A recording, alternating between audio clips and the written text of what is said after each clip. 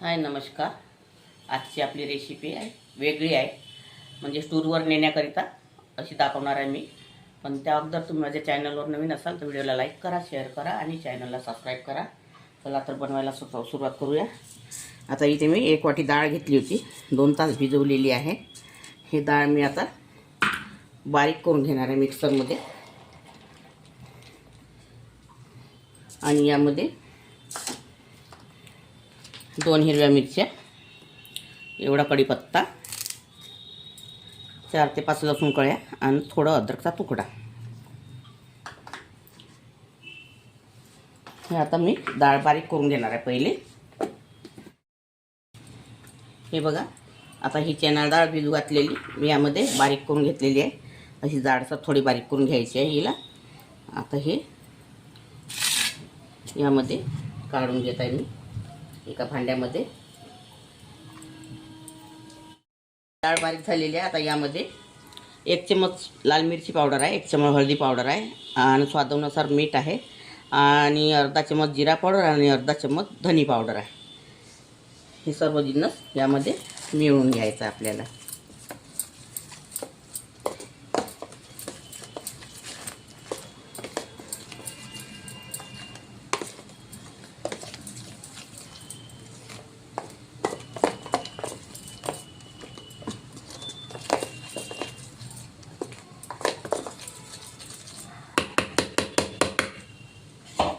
आता इथे मी पाणी मांडलेलं आहे, पाण्याला उकळी आलेली आहे.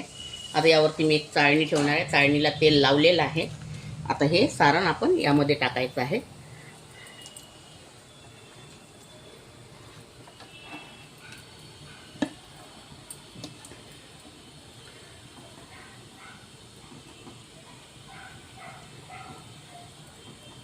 याला आता आपल्याला 15 मिनिटं वाफवून घ्यायचं आहे. तर ही आपली उकड तयार झालेली आहे, वाफवून झालेला आहे. आता याला थंड होऊ द्यायचं आहे. आता हे बघा शिजलेलं आहे छान. याला आता थंड होऊ द्यायचं. तर आपण इकडे बनवायला सुरुवात करूया. आता इथे मी 2 चमच तेल टाकलेलं आहे. यामध्ये आता थोडं जिरं टाकणार आहे. जिऱ्याला तडतडू द्यायचं. आणि एवढं लसूण घेतलेलं आहे, काप करून घेतलेलं आहे. लसूण टाकून द्यायचं यामध्ये.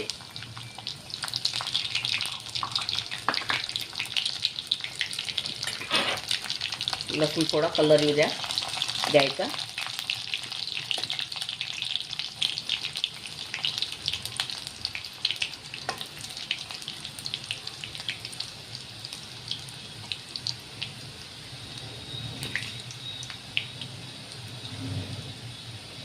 आता आपला लसूण झालेला आहे, कलर सुद्धा आलेला आहे. आता यामध्ये मी इथे 2 कांदे घेतलेले आहे मोठे कापून आणि धुवून घेतलेले आहे छान. आता हे कांदे टाकायचे आपल्याला.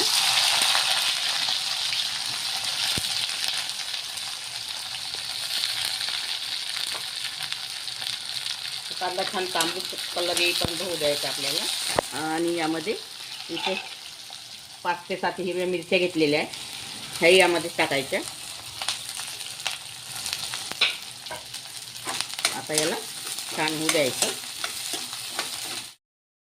आता आपला कांदा वगैरे होत आलेला आहे. आता यामध्ये टमाटर टाकायचं आहे. इथे मी 2 टमाटर कापून घेतलेला आहे आणि थोडा सांबार. टमाटर थोडं होऊ द्यायचं आपल्याला 2 मिनटं. आणि हे याचं मी आता चमच्याने काढून घेतलेलं आहे हे पूर्ण. याला आता हाताने असं बारीक करून घ्यायचं आहे. सध्या थोडं गरम आहे. हे बघा, हा प्रवासामध्ये न्यायसाठी झुणका खूप छान लागते खायला. आणि 2 ते 3 दिवस हा टिकू शकते हा झुणका. हा झुणका 1 वेळा करून बघा, खायला खूपच सुंदर लागते. प्रवासासाठी खूपच काम येते. 3 दिवस काहीच नाही होत या झुणक्याला. अगर तुम्हाला रेसिपी आवडली लाईक, शेअर, कमेंट करा, सबस्क्राईब करा.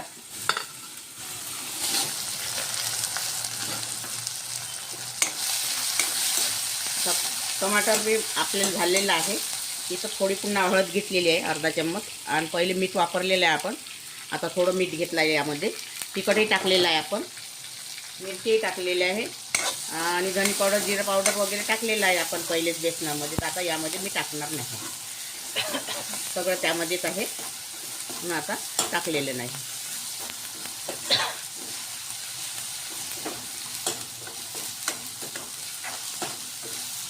हा झुणका खूप छान लागते खायला. प्रवासात जायच्या वेळेस तुम्ही करा, 3 दिवस काहीच नाही होत याला. आता हा झुणका यामध्ये टाकून द्यायचा आहे. आता बारीक करून घ्यायचा हाताने, थोडा गरमच आहे हा.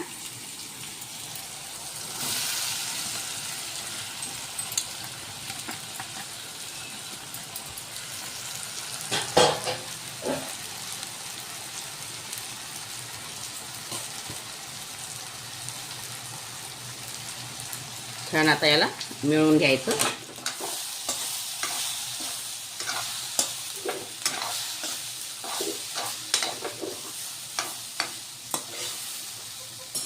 तुम्हाला तिखट जास्त आवडत असेल तुम्ही तिखट टाकू शकता अजून. माझ्या घरी छोटं मुले असल्यामुळे मी मुलांच्या हक्काने केला आहे. तुम्हाला जसा आवडेल तसा तुम्ही करू शकता. याला असं छान शिजवून घ्यायचं.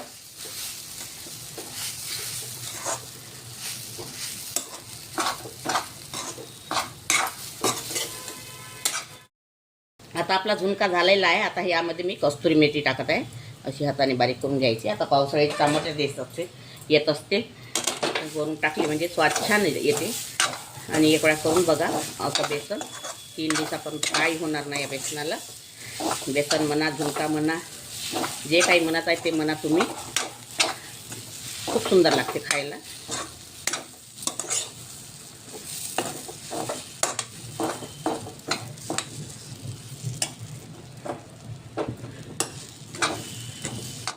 आपला झुणका झालेला आहे. आता यावरती सांबार टाकत आहे. रेसिपी आपली तयार. आणि एक वेळा करून बघा आणि मला कळवा तुम्हाला आवडली किंवा नाही आवडली.